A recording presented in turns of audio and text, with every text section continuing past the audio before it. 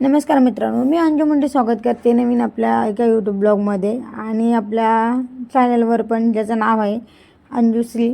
चला मग आजच्या ब्लॉगची सुरुवात होती. आता आम्ही जातो नाशिकला, कारण आमचा प्लॅन तर नाशिकला जायचा नव्हता, पण अचानकच श्री आले आणि नाशिकला जाऊ असं बोलले. कारण आवरलेलं पण नव्हतं मी काही, कारण मला माहीत नव्हतं जायचं म्हणून.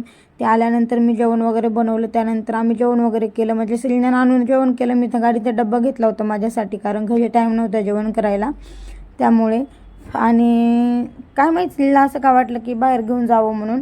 कारण काही गोष्टी अशा आहेत की लोकांकडनं आम्हाला घरातल्या गोष्टी कळतात की बाबा घरातले खोटं बोलतात, आणि त्याच जर खऱ्या गोष्टी आपल्याला जर लोकांकडनं बाहेरून कळत असतील तर मग घरच्यांवर विश्वास कसा ठेवायचा.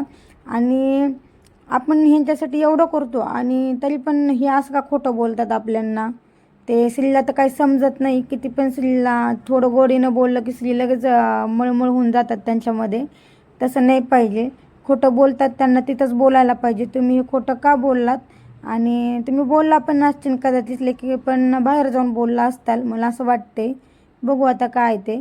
आणि मग मी त्यांना बोलले, तुम्ही एवढं करता मग तुम्हाला हे खोटं का बोलतात. आणि मी सर्व काही तुमच्यासाठी करते, तरी पण तुम्ही जे करत नाही, जे खोटं बोलतात त्यांचीच बाजू घेतात, त्यांनाच का असं करता. असं नाही पाहिजे. जे तुमच्यासाठी करते तुम्ही त्यांना ओळखा, त्यांना काय पाहिजे काय नाही याच्यामध्ये बघा. आणि दुसरे तुमच्यासाठी काय करतात, किती खोटं बोलतात ह्याच्याकडे पण लक्ष द्या. आणि मी बोलल्यानंतर असं नाही म्हणायचं की जाऊ दे, दे सोडून, आपलं आपण बघू. आपलं आपण बघायचं ना, तर आपल्याला सर्वांचंच बघावं लागतं. आणि तुम्ही फक्त आपलं बघत नाहीत, सर्वांचं बघतात. तसं सर्वांनी पण तुम्हाला सगळं काय ते खरं खरं सांगायला पाहिजे. एका घरामध्ये खोटं बोलून काय होत नसतं. आणि खोटं बोलणारा माणूस कधी पुढे जात नसतं, उलट ते दुसऱ्याच्या मनामधनं उतरून जात असतं.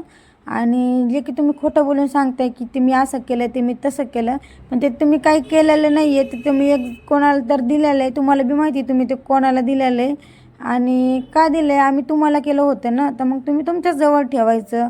ज्यावेळेस आम्हाला काम होतं आम्ही मागितलं, त्यावेळेस तुम्ही खोटं बोलल्या, माझ्याकडे नाही बाबा. मग तुमच्याकडे दुसऱ्यांना द्यायला आलं कुठून नंतर. ते आम्ही तुम्हाला केलं होतं ना, मग तुम्हीच वापरायचं. ते लोकांना द्यायची काही गरज नाही ना.